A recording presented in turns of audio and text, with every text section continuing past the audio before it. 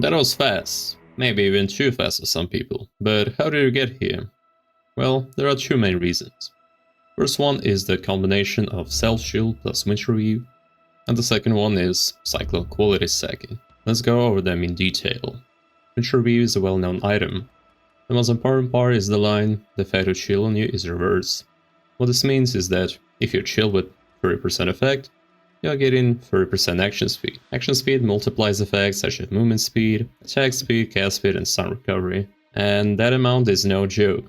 The other well-known sources of action speed are Tailwind, which is 8% and up to 10% if elevated, and Syrian Exile Phrecia, which goes up to 6%. To get Self-Chill, we utilize the Fulcrum Ascendancy notable, which reflects the ailments we inflict on enemies. And while the chill part is solved by just wearing the ring, we still have to take care of other ailments, aka freeze, shock, and ignite. Generally, there are two ways to solve this. Either you go for avoidance, or you become unaffected by an ailment. If there are any benefits from having a certain ailment being applied to you, then you should consider the second option. In our case, being ignited gives us extra movement speed while using Winter Review.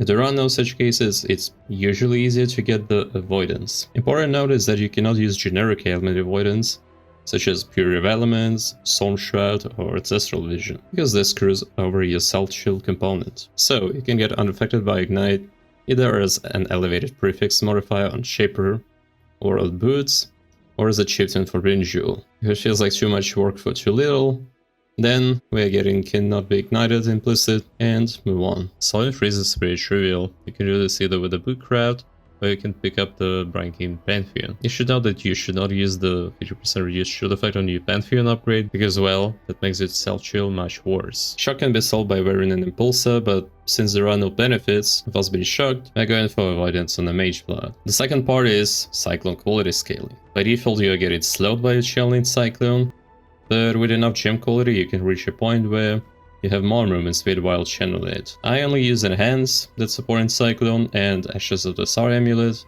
which results into 8% more movement speed bonus.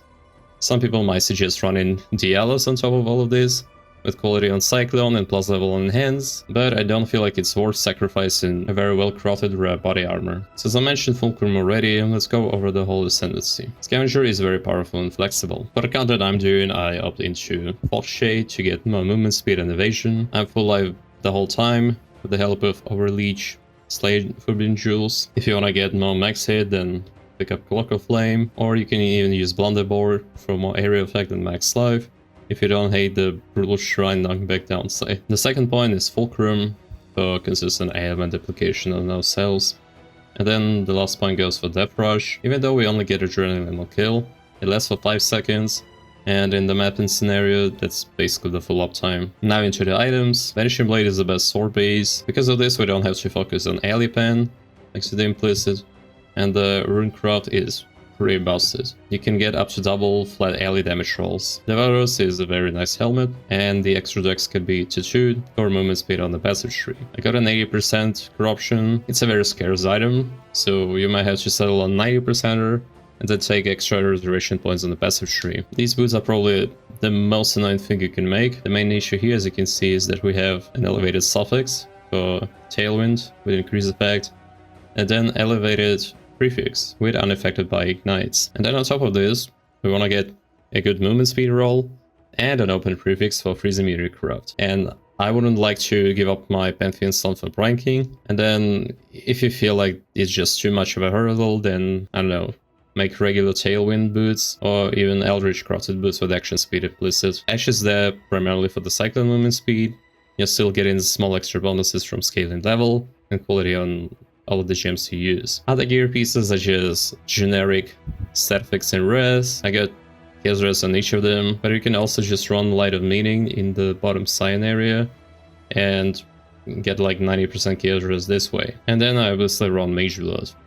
It makes the whole experience very smooth. I'm getting a lot of movement speed this way, as well as shock immunity, stun avoidance, resistances, all of the good stuff. Now I'll talk briefly about the jewels, and as I mentioned before, I'm running Slay Forbidden Jewels. Extra is nice, Golden Strike is pretty good, And then Overleash is pretty useful for Fog Shade and other things that benefit from us either being full life or leeching. Speaking of, I run 2 large cluster jewels, and both of them have Faded Fury, overall the best notable you can get. And then on one of them I have Blood Sand for regeneration, and on the other one, Martial Prowess. The form mediums I'm running are the crit mediums, with pressure points being the best damage notable, and Quick Getaway being a decent notable, and on top of this giving us extra movement speed. As for air jewels, they're just generic live and crit multi. Ideally you get live and free crit multi rolls. Unfortunately it's quite difficult to get because Cyclone is not an elemental skill, so stuff like crit multi with fire skills, ally skills, just doesn't work for us. Then I also have Lethal Pride in a very popular spot, fixing strength and getting double damage crits, melee damage, all this stuff on top of it. This is the watches I've got with pretty good stats, and getting all 3 of them is pretty challenging, so if you cannot get something like Suppress, you can substitute it with the passive points on the tree or even the suffix roll on your rare gear. As well as that I have an Natural Instinct in Sign area, which gives a lot of good bonuses, and again, if you don't go for the Chaos Rest on your rare items, you can pick up the Light of Meaning with Chaos Rest over here, and then you'll get over 100% pretty broken. It's a good time to talk about passive tree as well. There are 2 things that I want to mention, and one is the Fixed Skin wheel, and the other one is the Blade Dancer wheel. Fixed Skin gives quite a bit of life, but also has a 20% chance to avoid ailments, which is not a good thing considering we want to apply ailments to ourselves. In practice we attack it so often that I haven't noticed it being an issue at all. A single ailment reflect is enough to get a maximum effective shield, so yeah. It just stays out there all the time. The Blade Dancer is pretty interesting because of the way Cyclone scales AoE.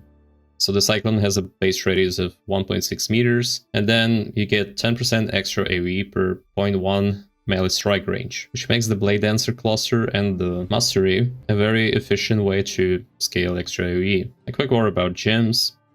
Honestly, nothing special about them, just the best damage supports I can get, and on top of this I get Pulverize just to make Cyclone bigger, and since I have enough damage I opted for Enhance instead of another damage support.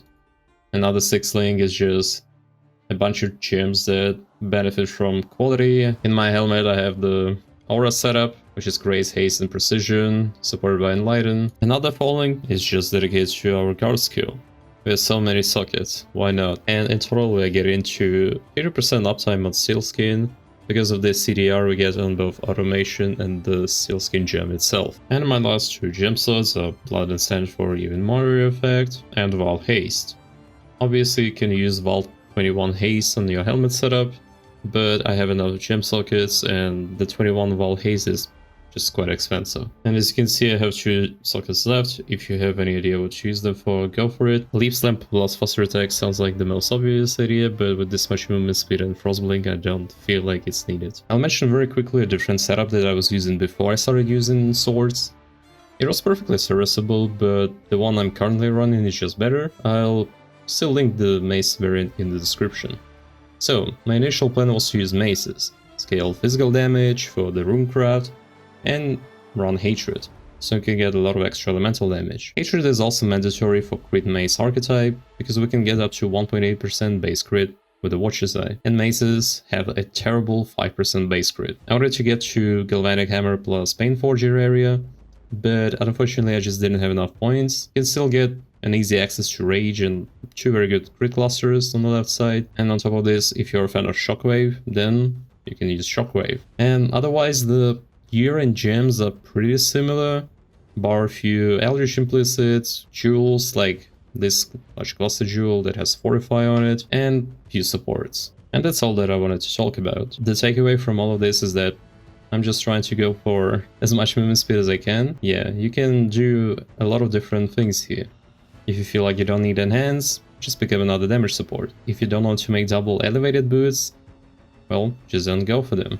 And I'm pretty sure you'll be completely fine, but I just wanted to min-max this sort of stuff. Also, if it's interesting to anyone, I can also make a video about an actually decent behemoth build that I played before I got my hands on the Cyclone Scavenger. And yeah, a lot of people are focused on running in tier 17 strong boxes or exiles, and here I'm just spinning around, rushing, I don't know, 100 plus maps per hour, printing resonators and invitations for people. So yeah, it's been a lot of fun, and see you around.